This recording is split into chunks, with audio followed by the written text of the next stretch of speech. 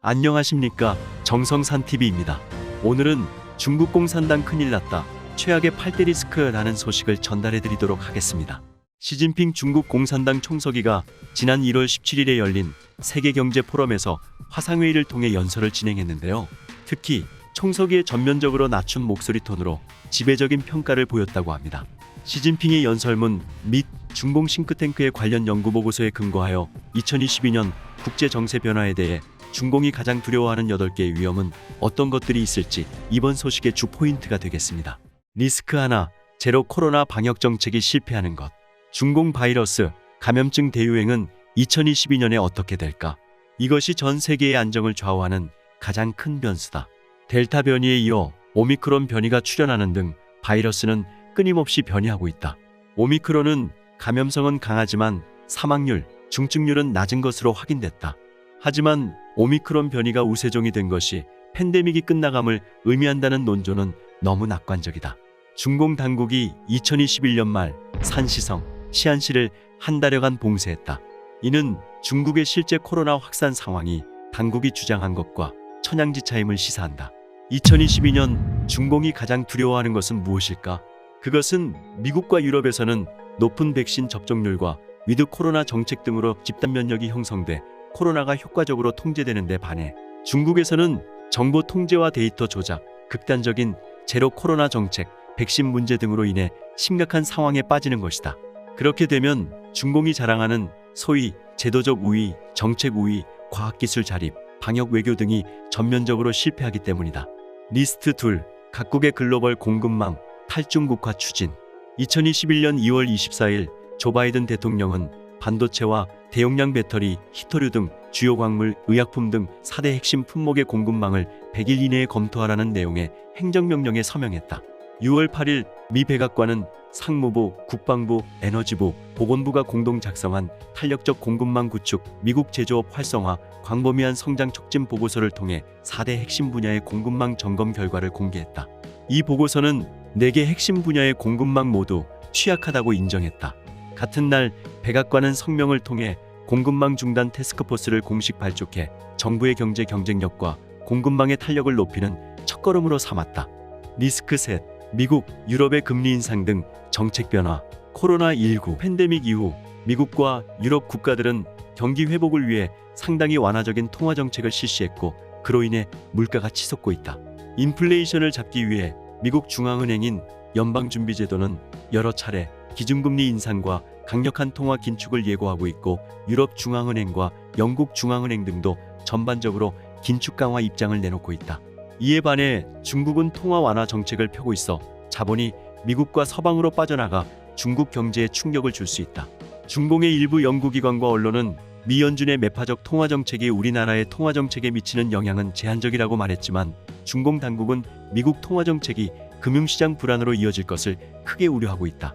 시진핑은 1월 17일 세계경제포럼 연설에서 세계 주요국들이 통화정책에 급제동을 걸거나 급전환할 경우 심각한 부정적 파급 효과가 나타나 세계 경제와 금융 안정에 도전이 될 것이며 개도국이 직격탄을 맞을 것이라고 했다. 리스크 넷. 전략적 광물자원 확보, 경쟁의 심화. 전략적 광물자원은 한 나라의 경제, 국방, 전략산업 발전에 필수적이다. 광물자원은 대부분 재생이 불가능하고 지리적 분포도 극도로 불균형적이다. 이 때문에 전 세계 주요 국가들은 경제적, 군사적으로 직면한 취약성을 해결하기 위해 핵심 광물 공급 상황을 재검토하기 시작했고 그에 따른 글로벌 자원 전략을 세우고 있다. 또 한편으로는 세계 각국에서 환경보호에 대한 목소리가 높아지면서 광물 채취에 대한 규제가 강화되고 있다. 코로나19 팬데믹 이후 주요 자원 수출국들은 자원을 국유화하거나 자원 세수를 늘리거나 수출을 금지하거나 고부가 가치화를 의무화하는 등의 조치를 강화하고 있다. 이러한 자원민족주의는 글로벌 핵심 자원의 경쟁을 심화하고 있다. 이러한 추세는 향후 몇 년간 이어질 것이고 특히 중국에 심각한 영향을 미칠 것이다. 리스크 5. 일부 국가 내부 친중공 세력의 실각.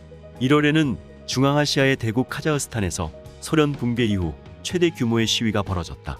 가스가 폭등에 대한 불만에서 비롯된 시위는 민주화를 요구하는 반정부 시위로 비화했다. 러시아를 위시한 집단안보조약기구가 평화유지군을 파병해 시위를 진압하면서 수백 명이 사망했다. 이번 사태로 중공은 큰 충격을 받았다. 중공의 오랜 친구 누르술탄 나자르바예프 전 대통령을 잃었고 푸틴이 출병하면서 카자흐스탄과 중앙아시아가 모두 러시아의 세력권임을 과시함으로써 중공의 영향력이 축소됐다.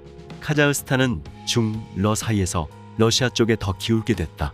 3월에는 한국 대선이 있다. 보수당 후보 윤석열이 승리하면 한국이 일본과 갈등 관계를 완화하고 한미동맹을 강화할 가능성이 높다. 따라서 중 관계가 시험대에 오르게 된다. 5월에는 필리핀 대선이 있다. 만약 친미파가 등장해 남중국해 정책을 조정하고 외교 노선을 바꾸면 남중국해 정세와 중국, 아세안 관계가 달라질 수 있다. 리스크 6. 해외에 뿌린 자금 회수 실패 우려. 지난 10년간 중공은 스리랑카에 도로, 항만, 공항, 화력발전소 건설 자금으로 50억 달러 이상을 차관해 주었다. 그러나 스리랑카 대통령실은 1월 9일 성명을 통해 남아시아 국가들이 날로 악화되는 금융위기를 헤쳐나갈 수 있도록 부채 상환 조건을 완화해 줄 것을 중국에 요구했다.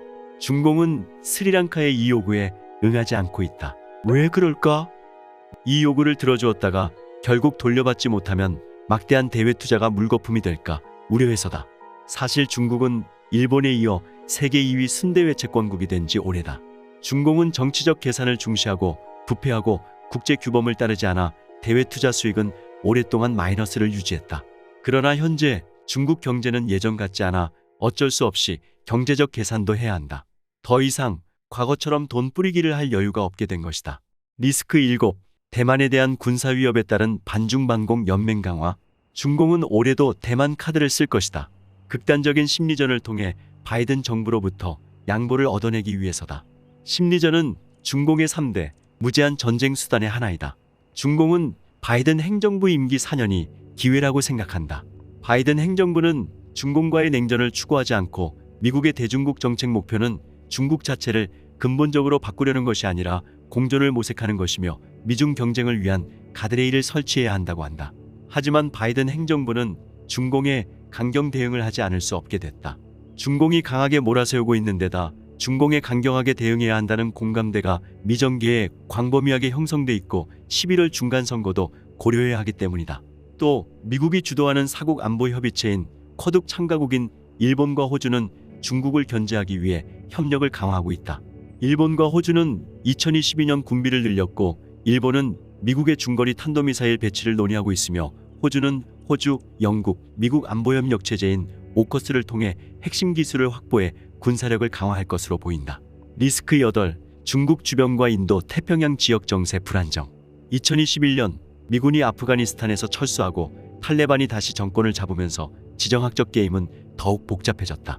중공은 아프가니스탄의 난국으로 인해 중국 주변 국가들의 정세가 요동치는 것을 크게 우려하고 있다.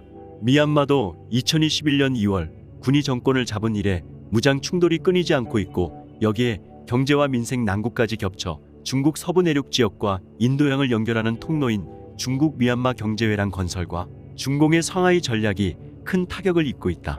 북핵 문제로 인해 한반도 정세도 매우 불안정하다. 북한은 1월 한 달에 7차례나 미사일을 발사했고 또 핵실험을 재개하겠다며 위협하고 있다. 중공은 미국을 견제하기 위해 오랫동안 북한과 짜고치기를 해왔다. 하지만 바이든 정부가 북, 중을 한데 묶어 중공을 압박하고 한, 미, 일, 삼각 협력을 강화하고 한일의 군사력을 풀어준다면 중공은 득보다 실이 클 것이다. 이 밖에 인도, 중국 국경 문제, 인도, 파키스탄 갈등 문제, 이란 핵 문제, 이라크 및 리비아 정세 등은 2022에도 불확실성이 존재한다.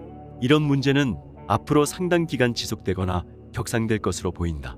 2022년에는 많은 변수가 잠재돼 있다. 중공은 내부적으로는 시진핑의 사면임 여부가 최대 변수이고 국제적으로는 미중 관계에 어떤 변화가 있을 것인가가 가장 큰 변수이다. 오는 11월에 있을 중간선거는 미국 정치의 중대한 변수가 될 것이다. 민주공화 양당의 정치 세력이 재정비될 수 있고 트럼프 전 대통령의 2024 대선 출마 여부도 분명해질 것이다. 이런 것들이 미중 관계에 큰 영향을 미칠 수 있어 중공은 대단히 긴장하고 있다. 2022년 중공의 국제적 환경은 2021년보다 더 악화될 것이다. 지금까지 중국 공산당 큰일 났다. 최악의 8대 리스크라는 소식을 전달해드렸습니다. 이상 정성산TV를 시청해주셔서 감사합니다. 구독과 좋아요, 알림 설정은 많은 도움이 됩니다. 감사합니다.